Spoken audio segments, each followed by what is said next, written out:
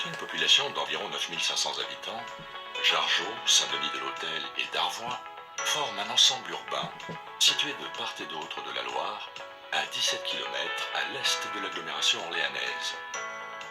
Les communes de Sandillon, Mardié et Marcilly-en-Villette seront également concernées par le projet de déviation mené par le département du Loiret. Premier ouvrage à l'est de l'agglomération orléanaise. Le pont de Jargeau concentre les flux routiers de plusieurs axes structurants du département. L'axe nord-sud par la RD 921, l'axe est-ouest par les RD 960 et RD 2060, et au sud du fleuve par les RD 951 et RD 14. Aujourd'hui, le trafic sur le pont de Jargeau atteint 15 000 véhicules par jour. Ce sont également plus de 1600 poids lourds qui traversent les centres-villes des communes concernées par le projet.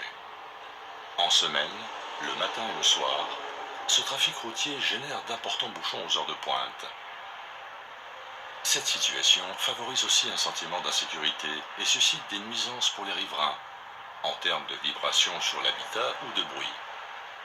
Le département a donc décidé d'étudier un projet de déviation de la RD 921 intégrant la construction d'un nouveau pont sur la Loire.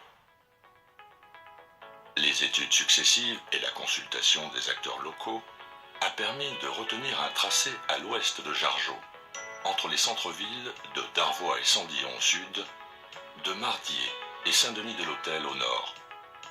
La longueur de la déviation prévue atteindra environ 15 km. La route sera constituée de 2 voies de 3,50 m et de bandes de sécurité de 7 mètres.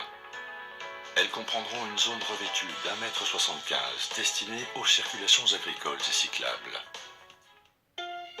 La section sud, de 5 km, s'inscrira en grande partie dans le Val-de-Loire entre les RD 14 et RD 951. Elle se raccordera à ces axes structurants avec des carrefours giratoires. Le tracé coupera les bois du Bruel sur le plateau de Sologne, puis franchira le Dhuy pour traverser le Val. La route s'inscrira au plus près du terrain naturel dans le Val inondable et assurera le rétablissement des chemins agricoles. Elle traversera un paysage agricole de cultures et d'exploitations maraîchères. Un double alignement de platanes rappellera les routes typiques du Val-de-Loire.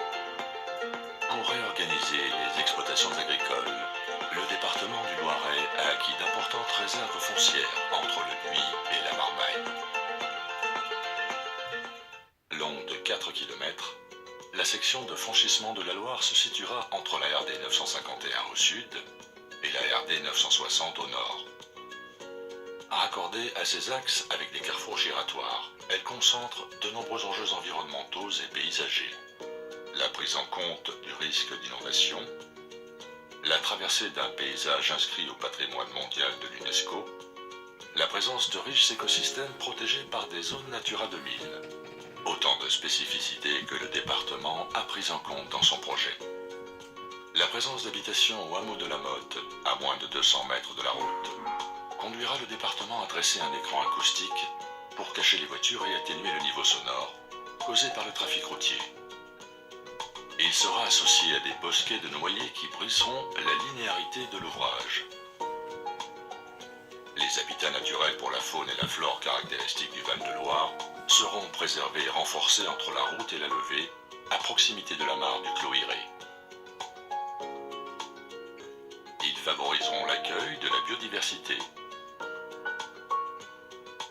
Le tracé franchira la levée de Loire au niveau de Pontvilliers.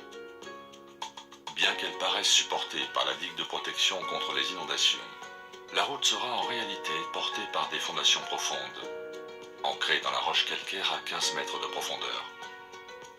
Ce choix de construction garantira l'intégrité de la digue en cas de forte crue. Les boires constituent naturellement une zone d'expansion de crue à partir d'une crue cinquantennale. La création d'un pont de 75 mètres permettra l'écoulement des eaux de crue. Une légère déclivité des terrains guidera les eaux vers le pont en les écartant du pied de la levée. Le coin d'eau entre la route et la levée sera en partie comblé pour éviter la stagnation des eaux. Le mouvement de l'eau, le mouvement de la lumière, le mouvement du paysage à travers les saisons se transmettront au dessin de l'ensemble de l'ouvrage. Le tablier mixte est constitué d'un caisson métallique et d'une dalle en béton. Son inertie variable rappellera les anciens ponts en maçonnerie de la Loire. Mais sa technologie moderne allongera et rythmera les travées pour accentuer l'effet de transparence et conserver les perspectives horizontales de la Loire. L'ondulation du tablier créera des belvédères et apportera sur le caisson une ombre dynamique. La pile vrillée s'efface pour laisser passer le fleuve. Sa finesse participera à l'ouverture des perspectives. Sa couleur rappellera les sables de Loire.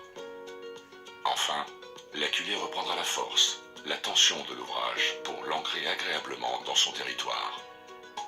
Sur le pont, les circulations d'eau seront sécurisées pour accéder au belvédère. L'itinéraire de la Loire à vélo sera rétabli. Un accès au viaduc sera créé depuis la Loire à vélo. Les chemins du bord de Loire seront conservés pour permettre aux randonneurs d'apprécier l'architecture et poursuivre leur promenade. Les remblais d'accès au viaduc seront adoucis pour éviter l'effet de masse dans le lit et rendre la partie basse des rampes à l'exploitation agricole. Les talus de la pénétration dans le coteau nord de la Loire seront également adoucis et plantés pour recoudre la trame végétale existante et atténuer l'effet de tranchée. Pour compenser l'impact du défrichement dans le bois de la Tingie, indispensable pour rejoindre la RD 960, des reboisements seront réalisés. Ils assureront la continuité du massif boisé et supprimeront l'impact paysager du passage au-dessus de la voie ferrée. La section nord contournera Saint-Denis de l'Hôtel. Elle reliera la RD 960 avec des carrefours giratoires de part et d'autre du centre-ville. Cette section d'un peu moins de 6 km franchira aussi 2 fois la voie ferrée. Elle facilitera le projet de réouverture aux voyageurs de la ligne SNCF Orléans-Châteauneuf-sur-Loire. Le tracé de la déviation se superposera à la RD 411 sur 1,2 km pour limiter la consommation d'espaces naturels et agricoles. Les accès à la laiterie de Saint-Denis de l'Hôtel seront sécurisés, notamment pour les nombreux poids lourds.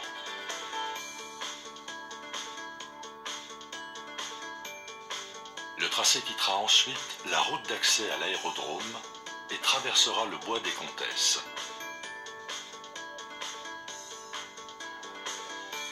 Des zones humides y seront reconstituées avant de passer sous la voie ferrée.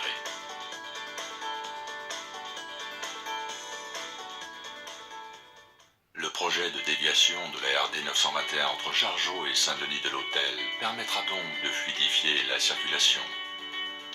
Il déviera les trafics de transit liés aux poids lourds des zones densément peuplées.